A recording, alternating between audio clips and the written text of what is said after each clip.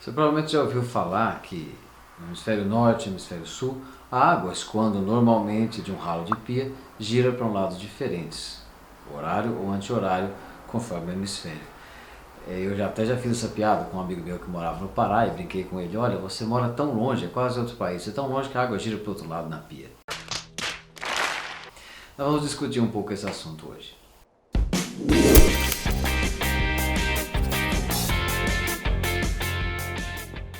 O que nós chamamos de aceleração de Coriolis tem esse nome devido a um artigo de um engenheiro francês, o Gustave Coriolis, e que esclareceu matematicamente esse termo, embora ele tenha sido notado antes, de um corpo se movendo com uma velocidade variável sobre uma superfície ou sobre um sistema de coordenadas que está girando.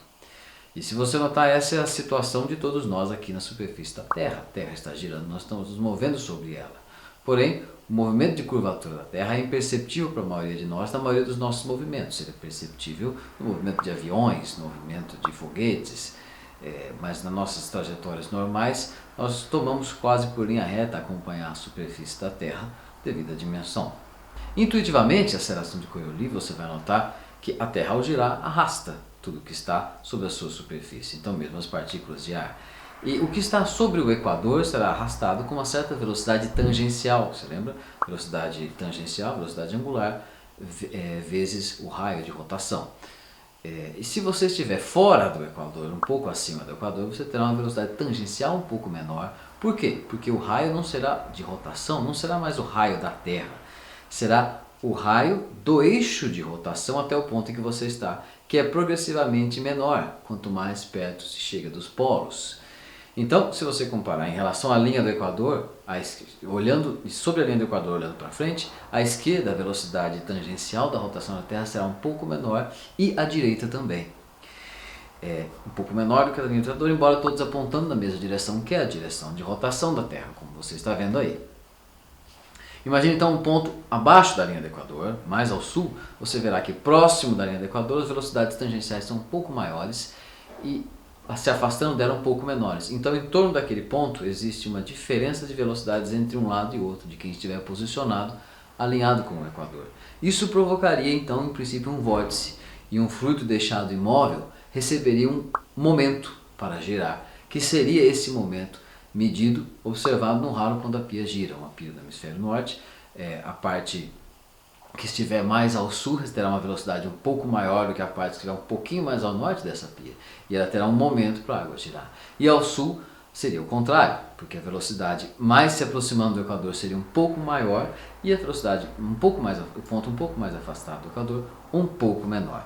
Porém, o braço, a distância desse momento é a largura dessa pia, e a diferença entre as velocidades é infinitesimal, é irrisória. Então, se você preparar rigorosamente uma pia, um vaso, para realmente observar esse fenômeno e deixar a água imóvel durante muitas horas, garantir que não há interferência de atmosfera, que ninguém nem falou no ambiente, você realmente pode observar, você realmente vai observar esse fenômeno que existe, porém ele é microscópico.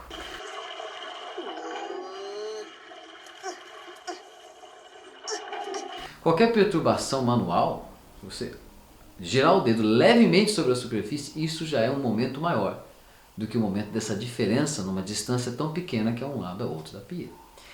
Então, geralmente quando você observa demonstrações, mesmo em situações turísticas, de um lado de outro do Equador, que a pessoa vê a água girando de um lado e a água girando do outro, elas geralmente são forjadas.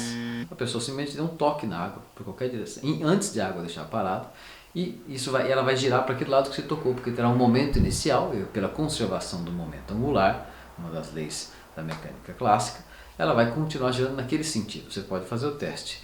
Para observar, você teria de criar condições de extrema estabilidade da água, água há muito tempo estável, e ainda um vaso para que a água girasse muito grande para observar esse fenômeno de forma aproximada, que se deve à variação do raio de rotação quando se está no Equador ou fora dele. Claro que a aceleração de Coriolis tem outros efeitos na atmosfera. A aceleração de Coriolis, realmente por essas variações de velocidade, que apesar de serem pequenas, ao longo de muitos quilômetros passam a ser consideráveis, então elas influenciam a formação de tornados, as massas de ar e as correntes de água sobre a superfície da Terra. Não são determinadas completamente, porque existe também as massas de terra e as variações de temperatura, mas elas influenciam a formação desse tipo de fenômeno.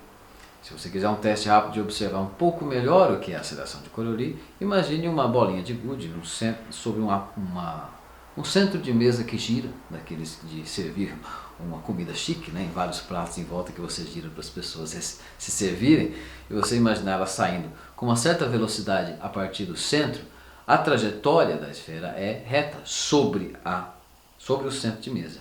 A trajetória da bolinha é reta. Mas para quem observa o centro de mesa, que está no referencial parado em relação ao centro de mesa que está girando, você observará uma trajetória curva dessa bolinha. Essa curva é produzida pelo termo de aceleração de Coriolis, que, bem especificado lá nas equações da mecânica clássica, se deve à rotação de um sistema de coordenadas. Então, se você simplesmente calcular a aceleração, usando a aceleração local, mais a aceleração de um sistema que gira em relação à velocidade com que ele está, você tem essa equação, e o termo de Coriolis será menos 2 vezes o produto vetorial entre o vetor de rotação e a velocidade no sistema de coordenadas local. Esse termo é o que nós chamamos de aceleração de Coriolis. Tá, 1 hora tem 3.600 segundos, 24 horas tem 86.400 segundos, a Terra gira 360 graus por dia, o que dá 4,2 milésimos de grau por segundo, o mesmo que 0,727 milionésimos de radiano por segundo. Se a Terra tem 6.361 km de raio, peraí, então isso significa que 1 metro de diâmetro, uma pia de 1 metro de diâmetro, de um lado e outro, varia de 0,565 milionésimos de grau na superfície da Terra. Então, a variação de velocidade tangencial da Terra entre um lado e outro na pia é de 0,457 milésimos de metro por segundo. Isso significa que a diferença é mínima e você não consegue ver a olho nu. Então, todos esses vídeos no YouTube são todos mentirosos, eu não acredito. Celso, você aprende rápido. Se você gostou dessa explicação ou quiser acrescentar alguma coisa ou sugerir algum tema para os nossos vídeos, coloque aqui nos comentários, aperte o curtir e se inscreva. Muito obrigado pela atenção. Ok. 1 hora 3.600 raio. Então quer dizer que uma pia de 1 metro de diâmetro... Errei.